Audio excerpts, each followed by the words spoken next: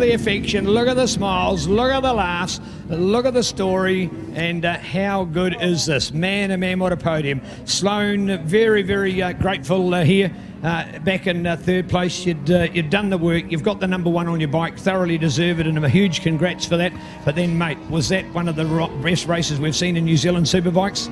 Yeah, man, that was a really good race. I enjoyed that. Tyre went sort of away about lap 10, and I had nothing for Mitch, but he was just riding the slide really well, and had nothing for him. And then Al got past, so podium to finish the day is not so bad. Yeah, here indeed. All right, fantastic championship. The interview we did before wasn't heard by the people here in the pits as we were back to live track action, and we asked the question to you before, and just to let us know about what the future holds for Sloane Frost and racing in New Zealand. Yeah, I think it's just one of those things I'd like to step up in the future is helping support the younger guys coming through and developing my team and that, and with the support of all my sponsors and that, I think they're quite keen to carry on, and just future goals for me is to see other guys doing really well. So I'm still going to keep racing myself, but that's certainly where my focus is going for the future. Here you go, folks, listen to it. Here's the number one in New Zealand, Sloane Frost.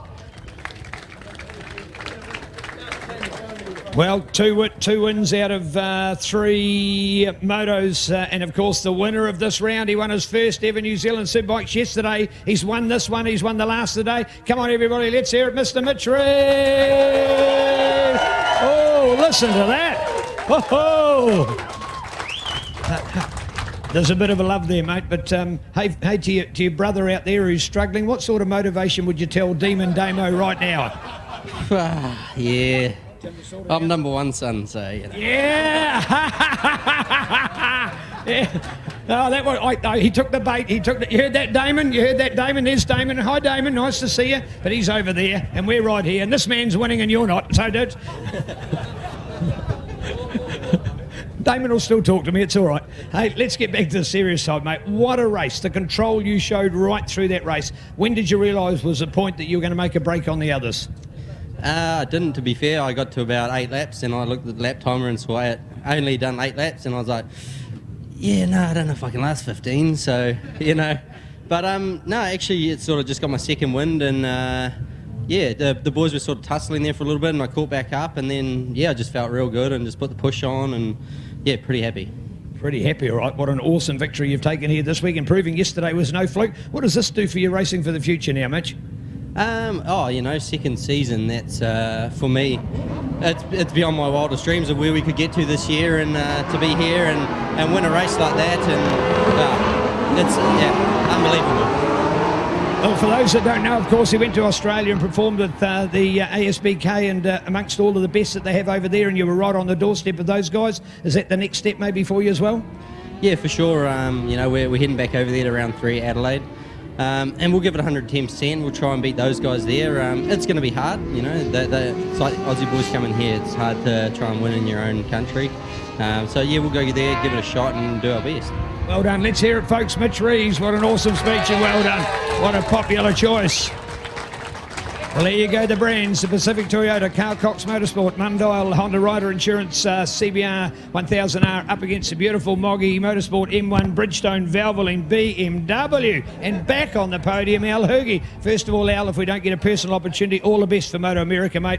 Congratulations for taking on that kind of regime, but more importantly, to the moment here, you're living it. You're racing with New Zealand's best, and you're on the platform. Well done. Yeah, how awesome is that? Just the racing is super clean, super tight, and all the manufacturers, tyre brands, everything just mixing it up there.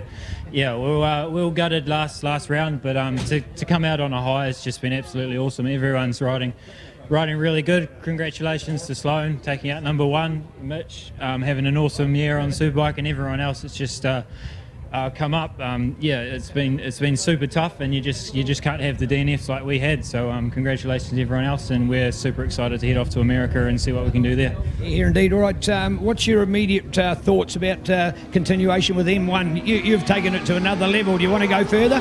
Yeah, I'd love to. I mean, why stop here? I mean, we've put so much time and effort into the bike to get it where we were. We finished, I think, 10th in Tri-Series. We were just we were a wee bit off the pace, but I mean, we're here now, so yeah, we'll have to have a sit down and see what we can work out for next year. Well, go. Well, we've got a great sidecar race as the final of all of our racing. Ladies and gentlemen, let's hand it for all of these superbike competitors. What a sensational trio as we see Honda, BMW and Suzuki rising to the fore and see three sensational riders. Sloan might have been back in third place, but he's number one for the title. Here's the shot. Here's the story that goes with it. You can have them as well. Share the congratulations and share the honour. Still to go. That's all the sidecars as we get ready to finish NZSBK 2018. Prize giving in 1 hour after the final flag drop. So prize giving upstairs, there's a bar, a bit of music, and of course there's still camping available. Some people have said that it's unreasonable charge here at the Bruce McLaren Motorsport Park. No, there's powered sites out there. It's $25 for 4 people. That's $6.25 per person for the night. You've got the showers and that sort of thing. And the beauty about it is we've got the prize giving here. Normally everyone had to get off site. So I applaud them for doing that and putting that money into the facility. We all know tracks are struggling all over the countryside, and that is something that needs to be addressed. And I'm quite happy to pay that sort of money, $25 per carload for a night, and that's $6.25. What do you get for that? It costs you almost $6.25 to drive into town. And you wouldn't find a motor camp where you had motorcyclists all around you. So looking forward to the prize giving. All right, we're on to the motorcycle racing, back to the final race of the New Zealand Superbike Championships, the sidecar boys and girls. A lot of female competitors here out there. Spike Taylor led the last race with Robbie Shorter doing the passenger ring and had a mudguard failure coming out of turn 1 there and had to pull off on the inside. Lucky it didn't happen at high speed, but they've repaired that. And there's the Lawrence brothers, had 2 wins already this weekend in a pole position. Wow, they've had maximum points so far. 25, 25 and 1 up till now, so 1 point for the qualifying. They're still in second place. Got to find out when they run their last New Zealand Championship race.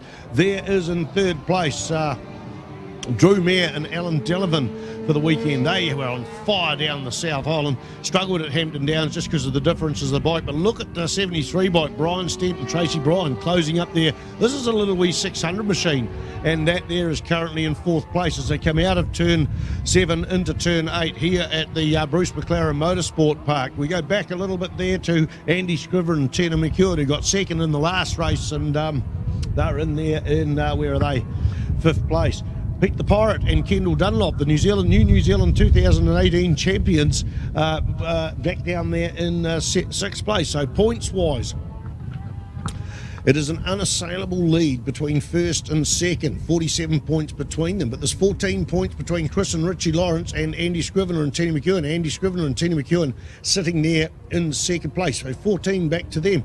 We go back 25 points to Drew Mayer and Alan Delavan, 50 points to Warwick Dimmicks and Will Climo. Jeff Davies with Gordy McEwen doing the swinging is just 2 points behind, so there could be a change there. Spike Taylor might move forward from 7. He didn't do the South Island with Robbie Short. He's 4 points behind Gordy McEwen. So right now, if he wins the race, which it looks like he's set to do, he'll go from 7th up to he'll go up to maybe, yeah, he'll go up to 5th place. So 2 points behind Gregory Lambert and Julie Cannibal. Well, they're from the UK. They just did the South Island. So action out there on the track. Look at the 600cc on fire. They've got past... Have they got past? No, they're getting hounded by Andy Scrivener and Tina McEwen. They're going into turn 5. So Andy's getting grips with his bike. He's had handling issues this weekend. I noticed at Hampton Downs, round that big sweeper, watching it live, and then I watched a lot on Ctas. It was breaking away 4 times on that thing, but the skill of Andy Scrivener, who's either 8 or 9 times New Zealand Superbike Championship sidecar champion, is just incredible. And he's just got to get grips of machine. He has had highs and lows over the season. Right now it's his home track, so he doesn't have to drive home very far, so we'll be hard charging. I hope his wife's out here. I'm sure she's out here. I was there in Gisborne the night they met, actually. I was at the party the night they met. I'm not even going to tell you out in public what she was wearing.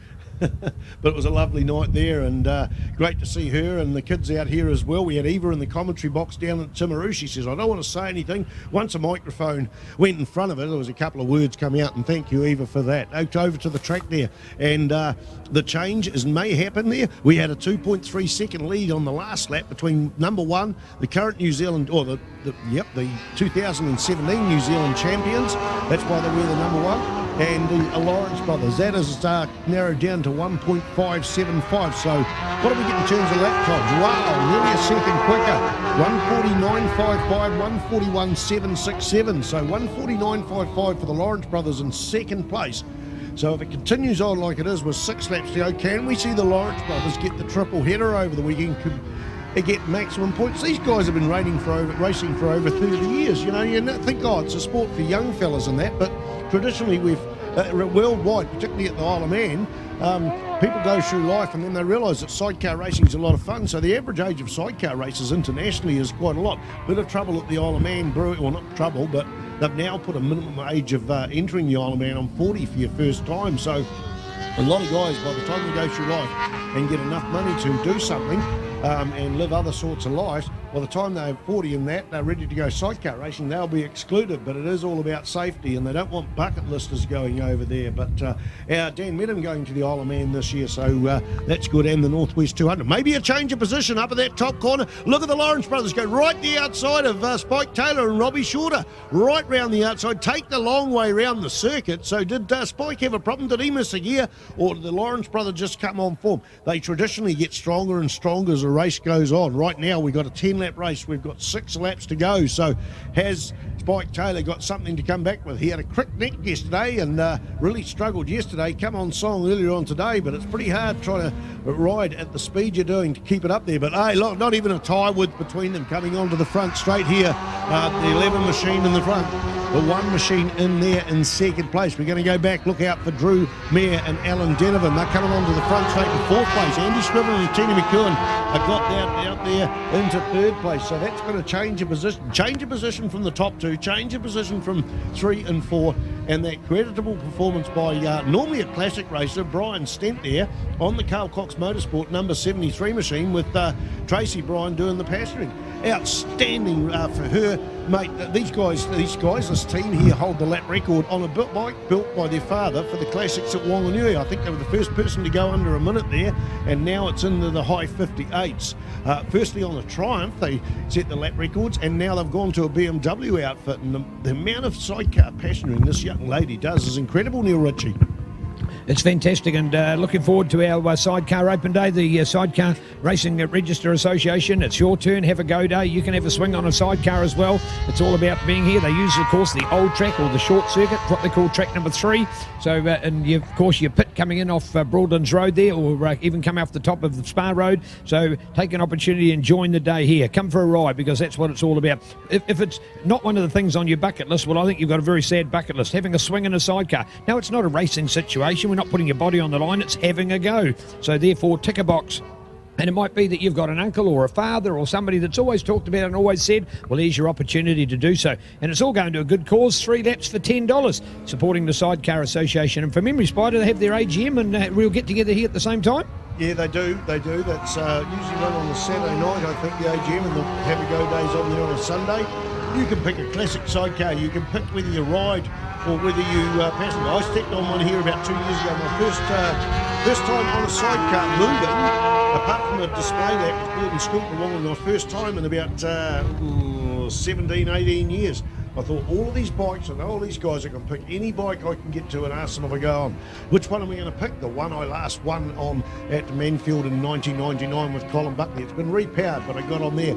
Well, Bruce Roberts, he's out there at the moment. Bruce Roberts thought, well, he knows what he's doing. So he just cracked the whip, and we did 3 laps, and I was absolutely wrecked, actually. I was wrecked because at the end of the day, it's been 17 years since I've been on one there, but I still enjoyed the day and that. So you can pick a modern sidecar, long sidecar, short sidecar, and that's it. My brother is not out there at the moment, Ian Staples. I saw him loading up and heading home after that first race. He's got a problem. He says Louise Blythe has got his passenger has got a problem with a hand, and they opted to stay out for safety. No good go out there with an injury and risk damaging that injury, damaging that hand a bit more, also falling off and having trouble there. So good on them for packing up and going home. That's the Aprilia V-Twin 1000. And Kendall Dunlop, mate, it's just amazing to have her. She's raced solos before, first season last year with Pete the Pirate, and now they've got the New Zealand Championships and just enjoying it on the 111 machine with the bones.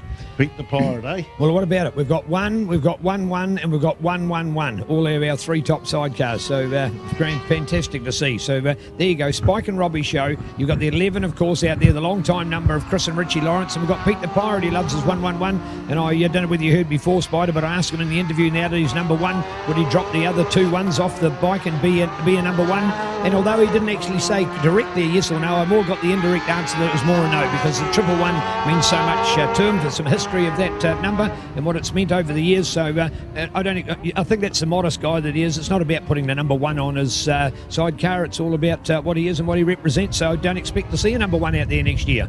Yeah, it's a branding thing. It's definitely a branding thing, and Pete the Pirate has got that, and it's great to see the guys from 2XS MC from Wakatani take these sidecars away and help them out. But looks like we've got a DNF there. Hello, what do we got? We've got a red flag. We've got a red flag situation. Red flag, oh dear. There we go, dust out here as well. So the red flag situation. Yeah, we've got a swinger in there at the moment. We've got a swinger that's gone out because there is a sidecar that's spun into the infield. So that one, and that's gone upside down by the looks of it. But we've also got something else well over here. We had I could see a